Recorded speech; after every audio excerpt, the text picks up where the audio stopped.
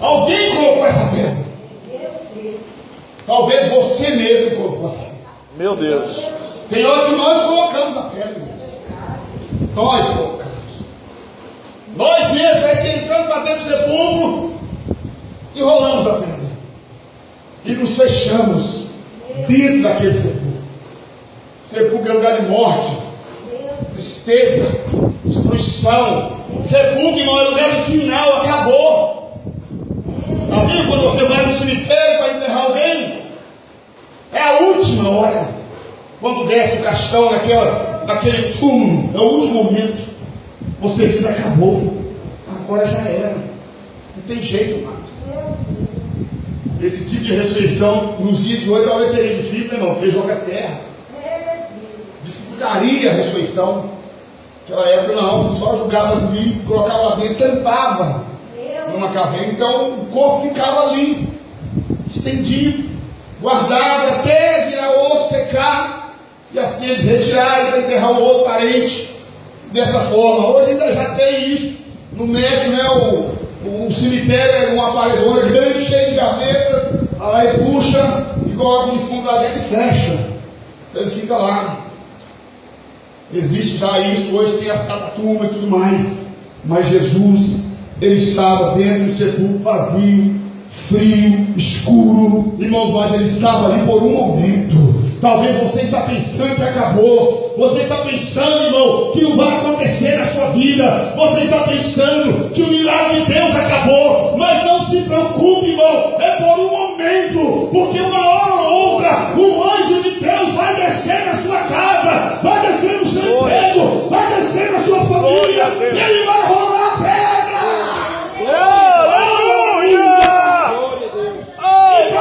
O diabo de Deus, ele vai sentar em cima do seu problema e dizer: eu mando no seu problema. Maravilha, Jesus. A hora que eu disser para ele sair, ele tem que sair. Glória a Jesus. Ele vai sentar em cima, irmãos. Isso é sentir de autoridade. Glória a Jesus.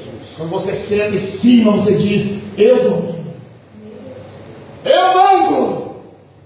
É igual quando você senta no seu carro, no volante, você domina o carro. Viu? Quando você está dirigindo, alguém está dirigindo para você, pior que tem, mano. Não tem mais descer. Que dá licença, vai a pé? Eu sou o motorista. E tem gente querendo dirigir a sua vida, irmão. Tem gente que senta do seu lado, irmão, para ficar falando o que você tem que fazer, irmão. Tem gente que senta do seu lado, nem ele sabe o que tem que fazer. Ele fica querendo mandar na sua vida. Diga para ele: quem manda na minha vida é Jesus.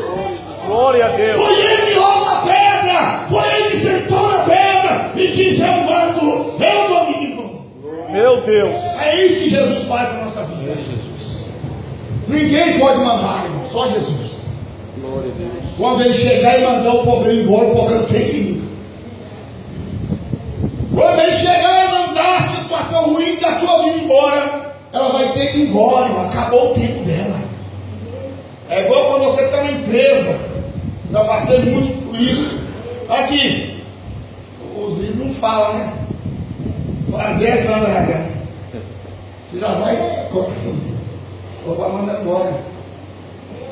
É RH lugar e fichar quando chega, mas quando manda eu assim, é demissão, mano.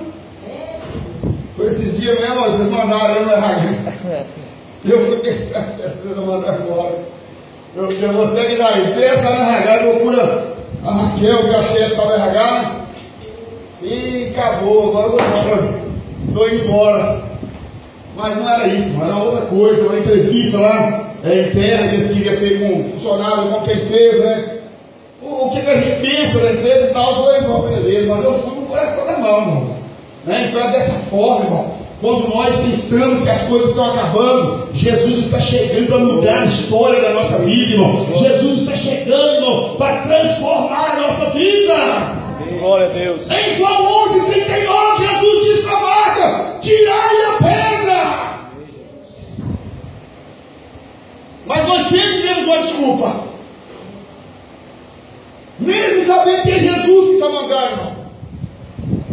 Eu creio que antes de Lázaro, com certeza está escrito na Bíblia, Jesus fez muitos milagres. E Marta sabia disso. Porque a história se espalhava. Se hoje espalha, irmãos, quanto mais naquela época era menos pessoa, as cidades eram menores, igual cidadezinha pequena, que fala aqui, vai lá do outro lado, todo mundo está sabendo o assunto.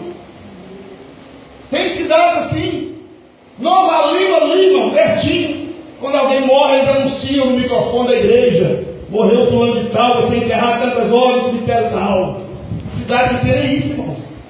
Então eu creio que todo mundo sabia dos milagres.